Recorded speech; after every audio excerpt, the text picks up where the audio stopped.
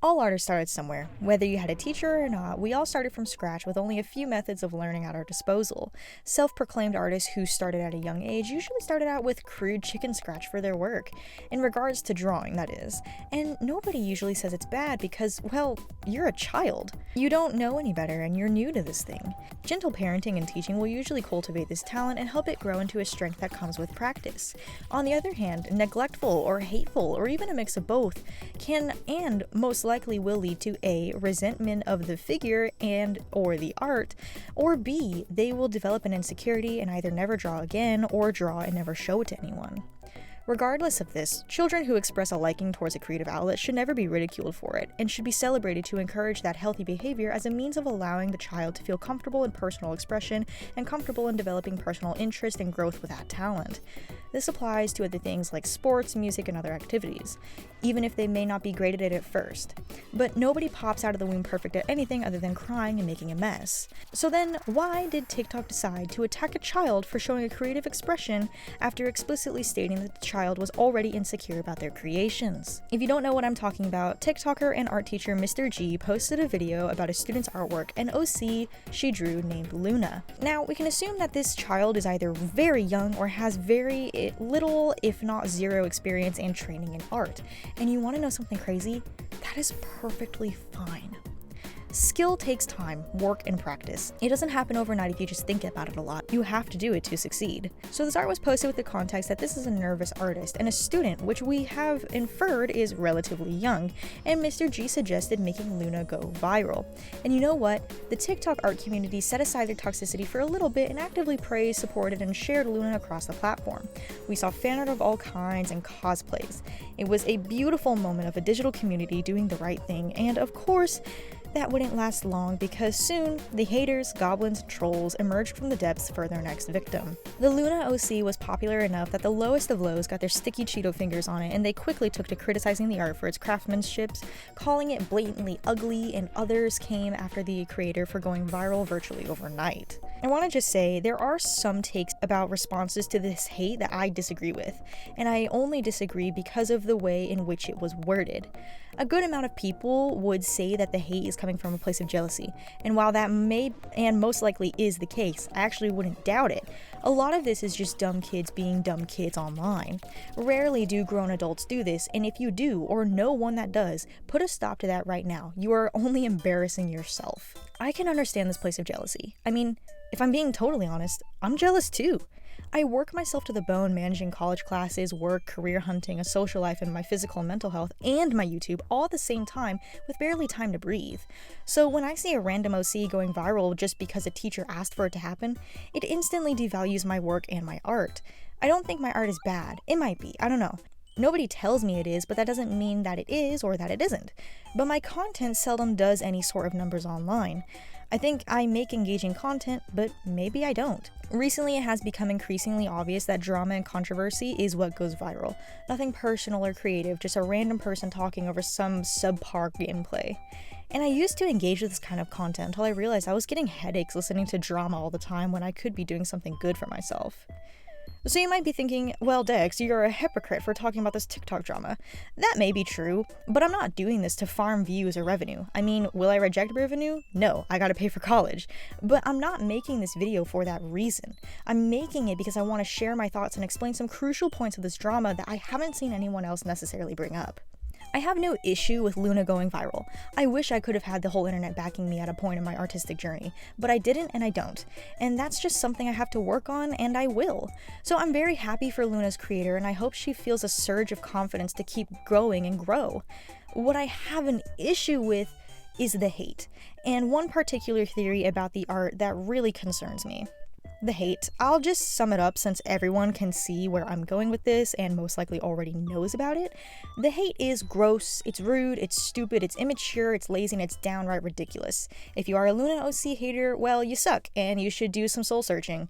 Children need and deserve encouragement to grow, learn, and return that encouragement to themselves and others. If you hate on a child and neglect a child, you are creating a monster of an adult, and you should be held accountable for blatantly bullying a defenseless minor. You are disgusting. Hating on a child's fame is understandable, but that doesn't make it right. We should encourage and celebrate others' success, especially someone who has genuinely thought their art was worthless. I'm very happy and very proud of Luna's creator for going viral and harboring so much love and creation that inspires others, and I hope this kind of thing happens more often. Anyways, I like to support the youth because I wish I had that when I was learning art, and I still am learning, so I would appreciate it anyway. But I didn't. But I'm also stubborn, so I kept doing it anyways, despite having, literally no encouragement from anyone but my parents. And even they didn't always like what I made. Regardless of that, we know these things, so I don't want to keep rambling about it. I also don't want to hear anyone saying I did padding because I'm literally not, and I don't expect this video to even be seen. Same situation with my oh yeah video, which you can see how that went down. So now for my point of concern. I noticed this and another TikToker brought it up, so I know I'm not the only one in this thought process. Luna looks heavily inspired by Vivzy Pop's art, specifically Hazbin and Helluva Boss. And if the theory of this being a child in the art community is correct, then it wouldn't be out of the question to assume that Luna's creator has seen or consumed Hazbin Hotel or Helluva Boss content. And some of you may be thinking, why is this an issue? Oh, I don't know, maybe because Hazbin and Helluva Boss are both adult cartoons with numerous gore scenes, jokes, and scenes, crude humor, if you can even call it that, and extremely foul and immature choice of language. In other words, it's not for kids. I don't want to get into my criticism of these two series, but I know if I don't, a lot of you will come crying saying I made an unfair point or something smooth-brained like that. So let me explain even though I really don't want to. Vivian has expressed that she took heavy inspiration from South Park for her two shows and her own sense of humor. While that may be true, Girl clearly has no idea how to be actually funny. She strikes me as the kind to believe loud always equals funny, and cussing and sex automatically is funny. Hey, you know what that sounds like? A pubescent boy with unrestricted internet access. You know, the kind to drop the hard R in a Call of Duty lobby. Gore is not funny. I personally don't find it funny. It's just gross, but it makes sense when your setting is hell and all of your characters are extremely violent. That doesn't mean you have to put it everywhere, but okay. The jokes are so common you'd think that the shows would be Hazbin Brothel and Helluva Ho. Every episode is about sex in one way or another, so I'm glad we get to see all of Vivian's sex obsession and kinks on full display because I totally wanted to see that and know all of this. Pause. I do not care what you do with your body, so long as you are respecting it and caring for it. If this is your thing, then I can't stop you, and frankly, I don't care. The only reason I find it an issue in this show is because the two shows are intentionally described to be focused around the concept of battles, mob, and mafia stuff, and the entire idea of being in hell. But Vivian focuses so much on the sex aspect of it that the show is literally centered around who slept with who and whatnot. Not to mention, it's not funny.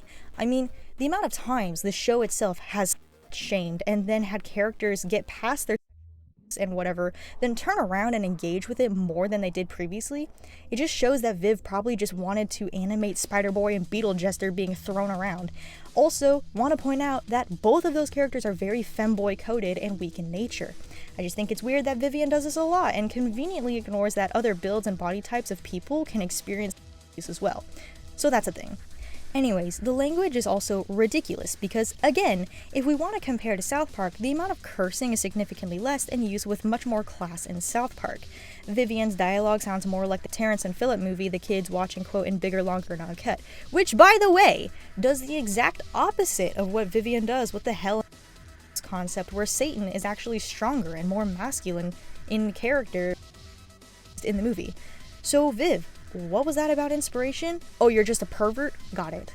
By the way, if I see any hate for what I'm saying about Vivian, A, I don't care, and B, I'm looking at this objectively and pointing out how Vivian's content is objectively sexualized in most regards, and she justifies it by playing the hell card. So I'm not wrong, maybe more opinionated, but observations do not lie, and I'm not sugarcoating anything I've seen from her.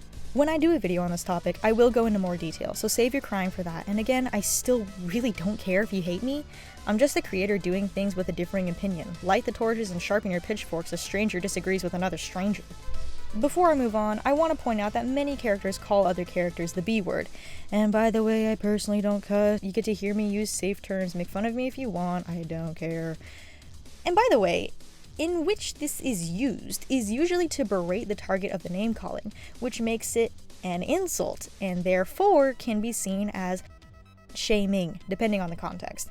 Which I think it's wrong to hate on people regardless of their personal choices. I believe in forgiveness and grace, but I'm not afraid to call out questionable behavior, and I'm especially not afraid to admit to being wrong, which in this case, I fully believe I'm not. But with all that being said, I wanted to briefly go over my thoughts on Hazbin Hotel and Helluva Boss just to properly explain why I am concerned for a child to be engaging with such content. But again, this is just speculation if Luna's creator does. Either way, kids do not need to be watching this stuff regardless if it's actually well written or not, which it isn't, coming from an actual screenwriter. If she engages with this stuff, obviously there is nothing we or I can do except hope that her parents step in or something happens to stop that.